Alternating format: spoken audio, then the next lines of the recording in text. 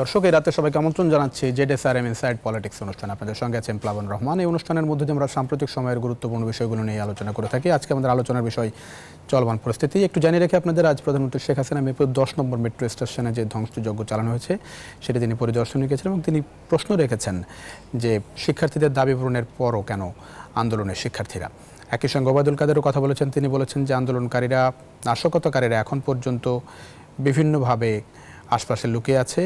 বর্তমান সময়ের চেয়েও আরও খারাপ আশঙ্কা তিনি করছেন, পরিস্থিতি আশঙ্কা করেছেন।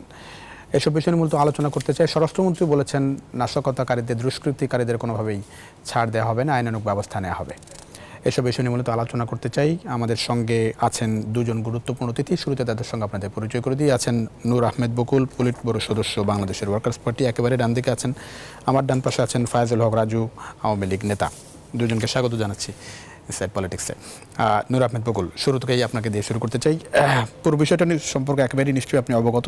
আমি একটু জানতে চাই আসলে পরিস্থিতি আসলে কোন দিকে বলে আপনার মনে হয়? কারণ যে ধ্বংসযজ্ঞের ছবি প্রতিনিয়ত উঠে আসছে এখন টেলিভিশন ক্যামেরার মাধ্যমে, সেই জায়গায় মানে আজকে প্রধানমন্ত্রী যে প্রশ্নটা রেখেছেন, শিক্ষার্থীদের দাবিও আসলে পূরণ হয়েছে। প্রধান যে দাবি ছিল, ইন্টারনেটও চালু হচ্ছে এখন, সেটিও শিক্ষার্থীদের একটা দাবি ছিল। সেই জায়গাটাই তিনি প্রশ্ন রেখেছেন, কেন তারা এখনও আন্দোলনের মধ্যে আছে। ধন্যবাদ নিউজ 24কে এবং আজকের এই আলোচনায়। আমি প্রথমেই এই সমসাময়িক কালে ছাত্র আন্দোলন থেকে শুরু করে সাধারণ মানুষ যারা নিহত হয়েছেন তাদের এবং প্রতি শ্রদ্ধা জানাই এবং তার পরিবারের প্রতি সমবেদনা জানাই।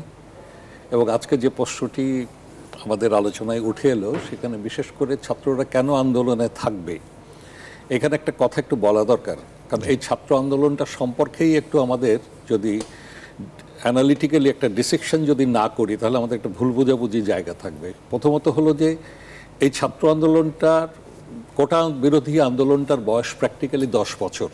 13 সাল থেকে শুরু হয়েছিল, তো এই 24 সাল, 10 বছরের এই ছাত্র আন্দোলনের মূলত দুটো ধাপ আছে।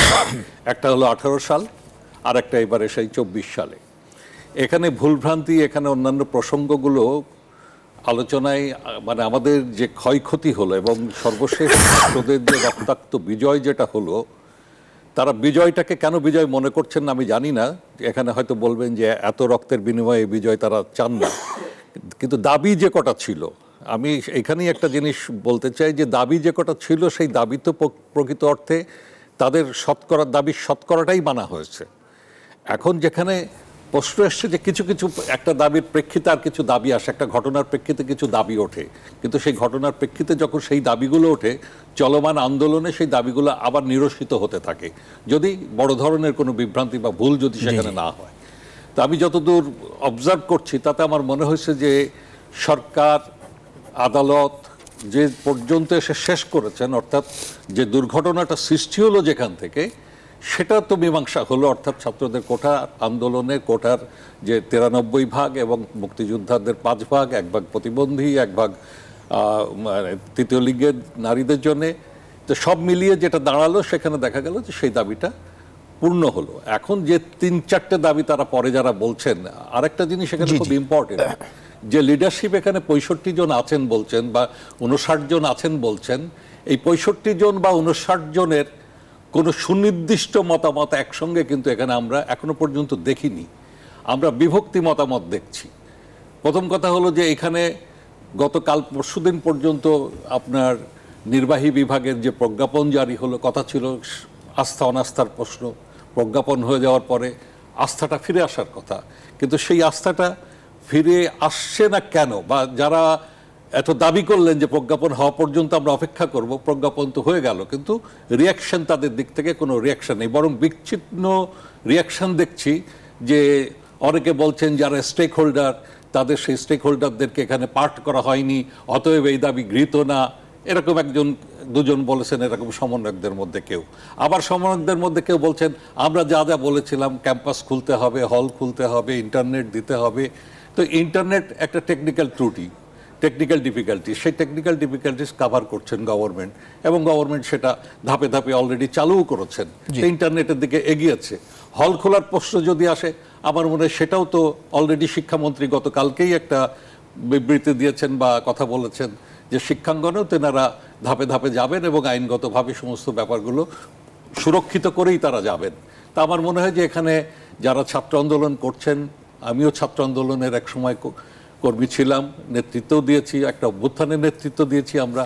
আমরা জানি যে এই সমস্ত পরিস্থিতিতে যদি ডায়ালগ না থাকে তাহলে কিন্তু আমরা এই ঘটনা যেটা সৃষ্টি হলো বাংলাদেশে ছাত্র আন্দোলনের ছাত্রদের দাবির প্রেক্ষিতে, তার ভিতর থেকে যখন সেটাকে আরেকটি স্যাবোটাজিং আন্দোলন তৈরি করে বাংলাদেশকে যারা আজকে পঙ্গু করে দিলেন, এই দুর্ঘটনার জায়গাটা কিন্তু বেড়ে যাবে, সেটা কমবে না। অনেক ধন্যবাদ। ফায়জুল হক রাজু, একটু আপনার কাছে জানতে চাই, আসলে এখন যে পরিস্থিতি আপনি দেখছেন, একটা হচ্ছে যে দুটি বিষয় একটু জানতে চাই। একটা হচ্ছে যে এই নাশকতাকারীরা এই তাণ্ডব লীলার মধ্য দিয়ে কি বার্তা দিল, এক। 2 নম্বর হচ্ছে আজকে একটা গণমাধ্যমের শিরোনাম এরকম ছিল, মানে আমাদের কোনো রকম প্রস্তুতির অভাব ছিল কিনা এরকম নাশকতার। ধন্যবাদ আপনাকে। আপনার সাথে নিউজ 24 চ্যানেলের অগণিত দর্শকদেরকে শুভেচ্ছা এবং সালাম।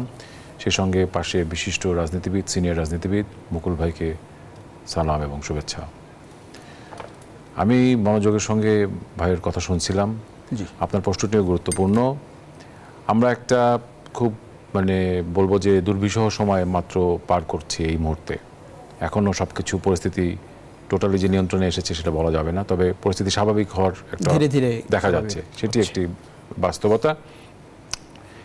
আপনার যেই প্রশ্নটি, যে এটার একটা উত্তর এভাবে দেওয়া যায় যে দেখেন, আসলে প্রিপেয়ারনেস থাকার কথা তো অবশ্যই, কারণ রাষ্ট্রের অনেক মেশিনারিজ আছে, তার ভিতরে আপনার গুরুত্বপূর্ণ হচ্ছে গোয়েন্দা সংস্থাদের যেসব কার্যক্রম থাকে, নাশকতামূলক কার্য, বিশেষ করে ন্যাশনাল সিকিউরিটি ইস্যুতে তাদের সবসময় ওয়াকিবহাল থাকাটাই উচিত এবং এটা এক্সপেক্টেড।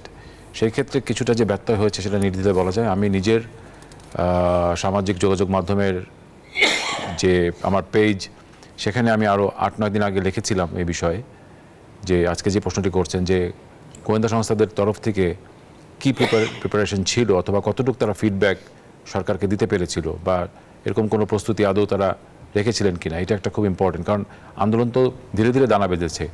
একটি লেজিটিমেট আন্দোলন, গণতান্ত্রিক চর্চার ক্ষেত্রে এটা হতেই পারে, তাদেরও গণতান্ত্রিক অধিকার আছে, সাংবিধানিক অধিকার আছে তাদের দাবি দেওয়া তুলে ধরা, এবং সেই মোতাবেক তারা রাজপথে নেমেছে। আমি এটাকে কখনোই ইলিজিটিমেট বা রং বা রাইট এরকম কিছু বলবো না, কারণ ছাত্ররা যে আন্দোলনটা করছিল তার সঙ্গে কিন্তু সরকারের সঙ্গে যারা আছে, বিশেষ করে গভর্নমেন্টের উচ্চ মহলে, সকলেই কম বেশি কিন্তু জানতো এবং একই মত পোষণ করত। কারণ সরকার কিন্তু উচ্চ আদালতে অ্যাপিলেট ডিভিশনে যে জানেন অ্যাপিল করে রেখেছিল এটাকে রেকটিফাই করার জন্য, সেটি আটকে ছিল। এটা একটা সাবজুডিস ম্যাটার ছিল এবং যার জন্য সরকার সময় নিচ্ছিল। এই সময় আমরা যেটা দেখি, দুর্ভাগ্যজনক হলেও সত্য, যে একটি ভেস্টেড কোয়ার্টার, অর্থাৎ একটি কুচক্রী মহল, রাজনৈতিকভাবে যারা ইতিপূর্বে বেশ কয়েকবার ব্যর্থ হয়েছে এবং ভোটের রাজনীতিতে তারা বারবার সেই জায়গায় তারা পরিত্যাগ করে তারা অন্য ট্র্যাকে, অলওয়েজ ট্র্যাক 2, ট্র্যাক 3 এবং পিছনের যে চোরাপথ বা গলিপথ দিয়ে তারা রাজনীতি করার যে চর্চা, তার একটা পূর্ণাঙ্গ রূপ এবার আমরা দেখলাম। এবং দেখেন যে চিন্তা করা যায় না যে বাংলাদেশের মতো একটি রাষ্ট্র, যেটি কোনোভাবেই অর্থনৈতিক কোনো রকম যে এরকম একটা আঘাত, অর্থনৈতিকভাবে বড় ধরনের একটা আঘাত আসলো এই কার্যক্রমের মাধ্যমে, কি হলো, অর্থনীতির চাকাটা বেশ খানিকটা বসে গেল এবং বাংলাদেশকে স্তব্ধ করা, বাংলাদেশের অগ্রযাত্রাকে ব্যাহত করা, বাংলাদেশের উন্নয়নকে সারা বিশ্বের কাছে প্রশ্নবিদ্ধ করা এবং উন্নয়নের যে মাইল ফলক অর্থাৎ যে ল্যান্ডমার্কগুলো আছে সেসবকে ধ্বংস করার উদ্দেশ্য ছিল, সেটি একদম পরিষ্কার। তো এই যে চোরাগুলির এবং পিছনের পথের, অর্থাৎ গুপ্ত হামলা, নাশকতা, অরাজক পরিস্থিতি সৃষ্টি করা এবং রাষ্ট্রের গুরুত্বপূর্ণ স্থাপনায় অর্থাৎ কি ইনস্টলেশনস যেসব বলে কেপিআই, সেখানে আপনার আঘাত করা, এর মাধ্যমে ছাত্র রাজনীতির যে দাবি ছিল বা ছাত্রদের যে দাবি দেওয়া ছিল কোটা আন্দোলনের নামে, সেটিকে হাইজ্যাক করে পূর্ণ একটি ভিন্ন মাত্রার একটা রাজনীতিক একটা মানে অভিলাষ চরিতার্থ করার জন্য যে তাদের যে নাশকতার রূপ মানুষ দেখলো, এর মাধ্যমে পরিষ্কার হলো যে বাংলাদেশে একটি মহল সবসময় চেষ্টা করে যাচ্ছে গত 15 বছর ধরে বা 1 যুগ ধরে যে সরকারের উন্নয়নমূলক কর্মকাণ্ডগুলোকে প্রশ্নবিদ্ধ করা, অগ্রযাত্রাকে ব্যাহত করা, এবং তারা সত্যিকার অর্থে যদি গণতান্ত্রিক ধারায় বিশ্বাস করতো, অ্যাটলিস্ট আমি মনে করি এখানে বিজ্ঞ একজন রাজনীতিবিদ আছে যিনি নিজে ছাত্র রাজনীতির সঙ্গে যুক্ত ছিলেন, ভাই বলতে পারবেন ভালো, যে সিট ইন স্টেজ করতো, তারা অহিংস পথ নিত। তারা যদি তাদের গণতান্ত্রিক অধিকার আছে, বিএনপি জামাত সহ অন্যান্য রাজনৈতিক দল দ্বারা এই আন্দোলনের হাইজ্যাক করলো, তাদের তো রাইট ছিল যে এই ধরনের আন্দোলনকে তারা একটা দূর থেকে সহায়ক শক্তি হিসাবে তাদের তাদের যে মতামত আছে বা তাদের প্রতি সমর্থন আছে সেটিকে জানানো, সেটা তাদের রাইট, সেটা আমরা স্বীকার করি। সেই কাজটি তারা করতে পারতো গণতান্ত্রিক উপায়ে, গণতান্ত্রিক রাষ্ট্রে যেভাবে হয়। কিন্তু এখানে কি হলো, পুরো বিষয়টিকে অন্যভাবে টোটাল শাটডাউন করার একটা ঘোষণা আসলো, সরকারকে পর্যদস্ত করার একটা ঘোষণা আসলো, এবং সরকারকে 2-3 দিনের ভিতরে, অর্থাৎ 72 ঘন্টার একটা আলটিমেটামের ভিতরে সরকারকে পতন করার জন্য যে চেষ্টা, এই ধরনের অপচেষ্টা, এবং এর মাধ্যমে কি প্রতিফলিত হলো, রিফ্লেকশনটা কি আসলো, যে তারা সবসময় এরকম গণতান্ত্রিক চর্চার নামে এবং গণতান্ত্রিক রাজনীতির নামে, আন্দোলনের নামে আসলে এই সুযোগ নিয়ে গণমানুষের জন্য যা কিছু আপনার অসহনীয় এবং রাষ্ট্রের জন্য ক্ষতিকর, তাই তারা করার চেষ্টা করলো। এবং এর মাধ্যমে বিএনপি মহাসচিব কয়দিন ধারাবাহিকভাবে সংবাদ সম্মেলন করেছেন এবং তিনি প্রতিদিনই বলেছেন যে এর সঙ্গে বিএনপি কোনোভাবেই জড়িত না। বিএনপি যদি জড়িত না থাকে এবং তাদের সহযোগী অন্যান্য রাজনৈতিক মিত্র জামাত সহ, যারা শিবির সহ, বিশেষ করে এই নামগুলি এসেছে, এবং আপনি জানেন যে ভিডিও ফুটেজের মাধ্যমে শনাক্ত হচ্ছে বলে পুলিশের ঊর্ধ্বতন কর্মকর্তা কিন্তু তারা জানিয়েছেন। অর্থাৎ এটা কিন্তু অনেকটা ব্ল্যাক অ্যান্ড হোয়াইট হয়ে যাচ্ছে, ইটস অন রেকর্ড, যে আপনি দেখতে পারবেন আর কিছুদিন পরেই। এবং নাম আসছে কারা কারা অর্থের যোগানদাতা, কারা কারা সহায়ক ভূমিকা পালন করেছে, কারা পেছন থেকে আপনার এই কলগুলোকে তারা করেছে, ডেলিভারি করেছে, অর্থাৎ এই ধরনের নাশকতার সঙ্গে সরাসরি ইন্ধন দিয়েছে এবং মাস্টার মাইন্ড করেছে। এই প্রত্যেকের নাম কিন্তু মোটামুটি বেরিয়ে আসছে, এবং সরকারের কাছে লিস্ট চলে আসছে কারা বিদেশ থেকে পর্যন্ত অর্থ এখানে আপনার সরবরাহ করেছে বা অর্থ যোগান দিয়েছে। জি, এই জায়গাতে কিন্তু মোটামুটি বিষয়গুলো কিন্তু একদম স্ফটিকের মতো পরিষ্কার হয়ে যাচ্ছে। তো আপনি বিরতি নেন, তারপর আমরা বিরতি নিয়ে এসে আপনাকে আসবো। দর্শক, ছোট্ট একটা বিরতির সময় হয়েছে। জেডএসআরএম ইনসাইড পলিটিক্সে ফিরছি কিছুক্ষণের মধ্যেই, আশা করি সঙ্গে পাচ্ছি। দর্শক, আবারও স্বাগত জানাচ্ছি জেডএসআরএম ইনসাইড পলিটিক্স অনুষ্ঠান। আপনাদের সঙ্গে আছেন প্লাবন রহমান। আমরা কথা বলছিলাম চলমান পরিস্থিতি নিয়ে। আবার একটু যেতে চাই নূর আহমেদ বকুল আপনার কাছে। নূর আহমেদ বকুল, এখন তো বিষয়টি পরিষ্কার, যেরকমভাবে আইন শৃঙ্খলা বাহিনীর পক্ষ থেকে আসছে, রাজনীতিবিদরা কথা বলছেন, বিএনপির পক্ষ থেকে কথা বলছেন, রাজনীতিক সেই মানে আমাদের যে চিরাচরিত বিপরীতমুখী অবস্থান, সেই জায়গায় আমি একটু জানতে চাই যে এই ঘটনার পরের রাজনৈতিক পরিস্থিতি কি দেখছেন আপনি? দেখেন, এখন বাংলাদেশে প্র্যাকটিক্যালি যে রাজনীতিটা এখানে করছেন, মানে আমাদের যারা বিএনপি বলেন, জামাত বলেন, বা এই ধরনের ফোর্স যারা এই সরকারকে অভিযুক্ত করছেন যে নির্বাচন দেয় নাই বা নির্বাচন হয় নাই, বা এটার মানে প্রতিনিধিত্বশীল সরকার না, গণতান্ত্রিক সরকার না, এই সমস্ত অভিযোগে অভিযুক্ত করছে এই সরকার, একতরফা নির্বাচন, এই সমস্ত ব্যাপারে অভিযুক্ত করছেন। কিন্তু সরকার যখন একটা হয়ে রয়েছে, তার যখন ইন্টারন্যাশনাল রেকগনিশন যখন হয়েছে, জনপ্রতিনিধিত্বের অবস্থানেও তারা যখন আছে, তো সেখানে এই মুভমেন্টের ডিসকোর্সটা আমার মনে হয় যে এটা আরও ডেমোক্রেটিক থাকা উচিত। এই যে মুভমেন্ট, যে পদ্ধতিতে তারা মুভমেন্ট করলেন, আমরা যদি গত 28শে ডিসেম্বরের কাহিনী জানি, তার আগের কাহিনীগুলো জানি, আর ক্রোনোলজিক্যালি যদি বাংলাদেশে আমি দেখি যে আক্রমণগুলোর প্যাটার্নগুলো কি।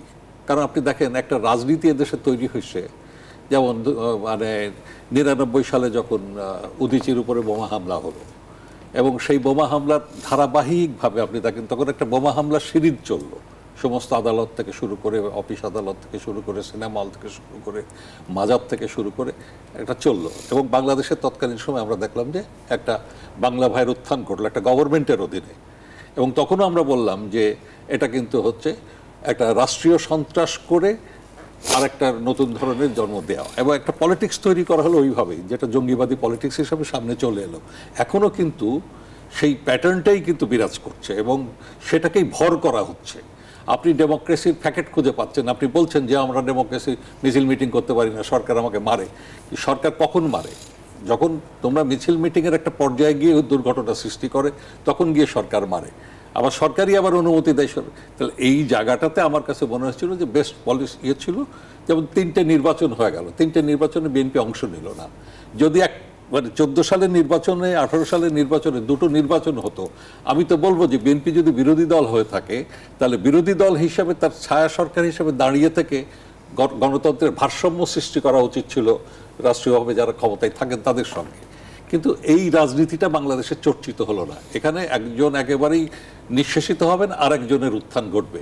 এটা বোধহয় বাংলাদেশে এই চিন্তার এই প্যাটার্নটাকে বদলানো দরকার। এটা যদি না বদলানো যায় এই কনফ্রন্টেশনের বাইরে বাংলাদেশ বেরোতে পারবে না। জি, অনেক ধন্যবাদ ফায়জুল হক রাজু। আমি একটু জানতে চাই, এই যে আন্দোলন সহিংসতা যতটা শুরু থেকে শেষ পর্যন্ত ভুল ব্যত্যয় কি কি চোখে পড়ে আপনার? আমি তার আগে একটু বিরতভাবে মুকুল ভাইয়ের সঙ্গে সহমত পোষণ করছি যে আমাদের রাজনীতির যে ব্যালেন্সিং ফ্যাক্টর ছিল, একটা আপনার ইকুইলিব্রিয়াম যেটা অর্থাৎ ব্যালেন্স, এই ব্যালেন্সটাকে টোটালি বিএনপি, বিশেষ করে জামাতের রাজনীতি তো ধ্বংসাত্মক এবং চোরাগুপ্ত রাজনীতি, কিন্তু বিএনপি গণতান্ত্রিক যতটুকু রাজনীতি করতো, যে এক্সপেকটেশনটা তার কাছে ছিল জাতির সকলের আমাদের, সেই জায়গায় আমি বলবো যে BNP has totally and completely failed. তার কারণটা কি, যে যদি তারা এই 14 ইলেকশনে পার্টিসিপেট করতো এবং 18 ইলেকশনে হোল হার্টেডলি আসতো, তারা এসেছে কিন্তু হোল হার্টেডলি আসে নাই, সেখানেও তারা যাচ্ছে কি যাচ্ছে না, কাকে তারা ক্যান্ডিডেট দিবে, তাদের ক্যান্ডিডেটারই ঠিক ছিল না এবং একটা হচপচ অবস্থা।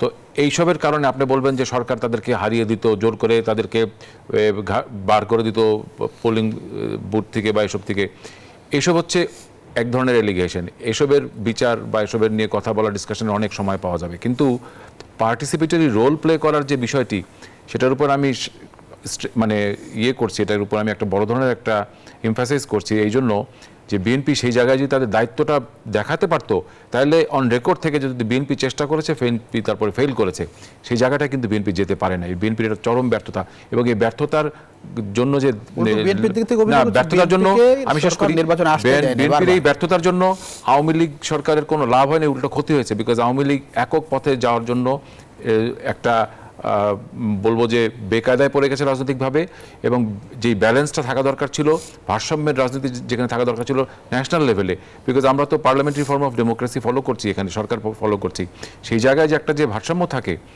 সেই ভারসাম্যটা টোটালি আপনার ডিসম্যান্টেলড, এবং এর কারণে আমাদের ক্ষতি হয়েছে বেশি, অর্থাৎ জাতির ক্ষতি হয়েছে বেশি, আওয়ামী লীগ সরকারের ক্ষতি হয়েছে, আওয়ামী লীগ সরকারের সঙ্গে 14 দল সহ যারা আছে শরিক, প্রত্যেকের ক্ষতি হয়েছে, বিকজ আমাদের এই ব্যালেন্সটা নষ্ট হয়ে গেছে, এবং এর খেসারত আমরা দিচ্ছি। আজকে যা কিছু ঘটছে এটা কিন্তু খেসারত। আজকে বিএনপি যদি সংসদে থাকতো, সংসদে তারা 10 জন লোক থাকলে সেভাবে কথা বলতো, আমি তো আশা করি তারা অনেক বেশি মাত্রায় থাকতে পারতো, সেই সুযোগটিও তারা হারিয়েছে। এখন বাংলাদেশে যে ধরেন উন্নয়নযোগ্য চলছিল, সেটি তো একটা বড় ধাক্কা খেলো, নিঃসন্দেহে উপায় কি দেখেন এখন? এখন আমাদের একটা শুনেন, এই এবং নির্দিষ্ট জায়গা যেটা রাজনৈতিকভাবে যারা দুষ্কৃতি, ধরেন মেট্রো রেল, এলিভেটেড এক্সপ্রেসওয়ে, একেবারে যেগুলো বাংলাদেশের গৌরবের সারথি, এখন বহির্বিশ্বে বাংলাদেশের ভাবমূর্তি উজ্জ্বল করেছে, সেই জায়গায় আমি একটা মানে পাল্টাভাবে বলি যে ধরেন আমার এখানে ভোটের রাজনীতি ইউরোপের মতো বা এশিয়ান অন্যান্য কান্ট্রির মতো হয় না, যেমন ভারতের মতো হচ্ছে না, মেনে নিচ্ছি, সেই স্কেলে বা সেই মানদণ্ডে বা সেই বেঞ্চমার্কে আমরা পিছিয়ে আছি, মানলাম। আমার এখানে গণতান্ত্রিক চর্চার জায়গায় অনেক ত্রুটি বিচ্যুতি আছে, সরকার স্পেস দেয় না, ফ্রিডম অফ স্পিচ নিয়ে কথা আছে, জুডিশিয়ারি নিয়ে কথা আছে, বিভিন্ন ডেমোক্রেটিক ইনস্টিটিউশনস নিয়ে অনেক কথা আছে। আমি সবগুলোর ব্যত্যয় আছে, সবগুলোর ভিতরে কিছুটা আমরা পিছিয়ে আছি বা আরও ভালোভাবে পিছিয়ে আছি, সেটাও আমি মেনে নিচ্ছি আজকে ডিবেটের খাতিরে। কিন্তু এরপরেও একটা কথা থাকে, জাতি হিসাবে আমরা কি সামনের দিকে এগিয়ে যাবো নাকি আমরা এইভাবে ধ্বংসের দিকে এগিয়ে যাব? আজকে সেই প্রশ্ন সামনে চলে এসেছে। অর্থাৎ শুধু রাজনীতির নামে ধ্বংসাত্মক কার্যক্রম ছাড়া এই 15 বছরে লাস্ট সেই মাননীয় প্রধানমন্ত্রীর এই যে 15 বছরের যে একটানা পথ চলা, সহায়ক শক্তি হিসাবে বিএনপির ভূমিকাটা কোথায়?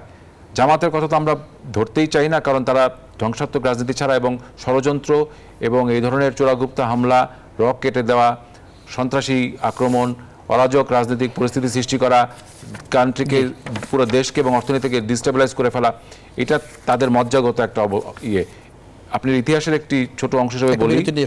আচ্ছা ঠিক আছে, ছোট বিরতির সময় হয়েছে দর্শক, ছোট বিরতির সময় হয়েছে, আবারও ফিরছি কিছুক্ষণের মধ্যেই, আশা করি সঙ্গে পাচ্ছি আপনাদের বিরতির পর জেডএসআরএম ইনসাইড পলিটিক্সে। দর্শক আবারও স্বাগত জানাচ্ছি ZSRM ইনসাইড পলিটিক্স। আপনাদের সঙ্গে আছে প্লাবন রহমান। আমরা কথা বলছিলাম চলমান পরিস্থিতি নিয়ে। প্রধানমন্ত্রীর একটি বক্তব্য নিয়ে নুরুল আহমেদ বকুল আপনার কাছে যেতে চাই। প্রধানমন্ত্রী বলেছেন যে ধ্বংসযজ্ঞ চালানো হয়েছে, স্বাধীনতা বিরোধী শক্তি যে ধ্বংসযজ্ঞ চালিয়েছে তার বিচার তিনি জনগণের কাছে চেয়েছেন। একটু শুনতে চাই আপনার কাছে। প্রধানমন্ত্রী জনগণের কাছে যাবেন, জনগণের কাছে কথা বলবেন, এটা তো প্রধানমন্ত্রীর তার রাজনীতির দায়িত্বেরই অংশ এবং তিনি বেড়ে উঠেছেন জনগণের মধ্যে থেকেই। তো এখন বাংলাদেশের যে পরিস্থিতিটা হলো, আমি বলবো যে একটা মুক্তিযুদ্ধের পরে এই ধরনের পরিস্থিতি, এইবারকার ঘটনাটা আমরা যা দেখলাম তাতে আমাদের কাছে মনে হয় যে এটা একটা বড় ধরনের মাইল ফলক আর কি, যে বোঝার জন্য এটা একটা লেসন লার্নিং আর কি। কারণ মাত্র 10 ঘন্টায় যে পরিমাণে ডিস্ট্রয় হলো, যা দুর্ঘটনা সৃষ্টি করা হলো, একেবারে আমাদের বিটিভি থেকে শুরু করে বিভিন্ন ভবন টবন, এর মধ্যে অনেকে মারাও গেল। হ্যাঁ, এবং বেধড়ক গোলাগুলি হলো চারিদিকে। শুধু পুলিশের গুলিই না, অন্য গুলিও এর সঙ্গে যুক্ত হলো, অন্য বোমা যুক্ত হলো। তো এগুলো দেখলে বোঝা যায় যে এই ঘটনা আরো বড় বড় ঘটনা সামনে আছে। বলে না ওই যে একটা কথা যে শৈল শিখর দেখলাম আমরা, তার হিমবাহর নিচের অংশটা দেখিনি। তো এটা ষড়যন্ত্রের হিমবাহ, সেই নিচের অংশটা আমাদের এটা মালুম করে দিয়ে গেল। তো প্রধানমন্ত্রী বিচার চেয়েছেন জনগণের কাছে, জনগণ বিচার করবেন। কিন্তু আমার একটা কথা আছে এখানে, 20 বছর এখানে প্রাইম মিনিস্টার, প্রায় 15 বছর শাসন করছেন, আছেন প্রধানমন্ত্রী হিসাবে, কিন্তু জাতি গঠনের প্রশ্নে এবং আমাদের মুক্তিযুদ্ধ স্বাধীনতার প্রশ্নে এই জায়গাটার যে দুর্বল দিকগুলো আমাদের চোখের সামনে ভেসে উঠছে এখন, এই জায়গাটা কি করে পূরণ করা যায়, এটা হচ্ছে 1। 2 হলো আজকে এই যে মানুষগুলোর মৃত্যু হলো, মাননীয় প্রধানমন্ত্রী অনেক দায়িত্বও তিনি নিয়েছেন, তিনি বলছেন এগুলো আমি দেখব। আমাদের কথা হচ্ছে যে এটা বিচার বিভাগীয় সুনির্দিষ্ট তদন্ত সাপেক্ষে এবং এই সমস্ত মানুষজনগুলোর পারিবারিক দায়িত্ব আজকে প্রধানমন্ত্রী একদিকে যেমন নেবেন, তিনি জনগণের আস্থা অর্জন করবেন, আরেকদিকে হলো যে জনগণের পার্টি হিসাবে শুধু আওয়ামী লীগ না, তাকে আজকে কল দিতে হবে বাংলাদেশে, যে বাংলাদেশের এই যে বললাম যে ষড়যন্ত্রে যে জায়গাটা দেখা গেছে, এটাকে যদি প্রতিরোধ করতে হয়, আর জনগণ নিয়ে যদি প্রতিরোধ করতে হয়, যে বিচারটা জনগণ করবেন উনি বলছেন, সে বিচার করতে গেলে প্রকৃত অর্থেই জনগণকে সংগঠিত করার যে রাজনৈতিক শক্তি বাংলাদেশে আছে তাদেরকে আগে ঐক্যবদ্ধ করতে হবে। অনেক ধন্যবাদ ফায়জুল হক রাজু। আমি একটু জানতে চাই যে ওবায়দুল কাদের আশঙ্কা প্রকাশ করেছেন যে যারা নাশকতাকারী, এই নাশকতা করেছেন, তারা ঘাপটি মেরে আছে, রাজধানীর চারপাশে আছে, বিভিন্ন জায়গায় আছে, পরিস্থিতি আরো খারাপ করতে পারে তারা। না, আমাদের দলের সাধারণ সম্পাদক সাহেব খুবই একটা মানে পার্টিনেন্ট আপনার অবজারভেশন উনি রেখেছেন। একটা গুরুত্বপূর্ণ লাইন বলেছেন, বলি আপনাকে, সেটা উনি বলেছেন যে আওয়ামী লীগের এখন স্লোগানের চেয়ে ঐক্য খুব জরুরি।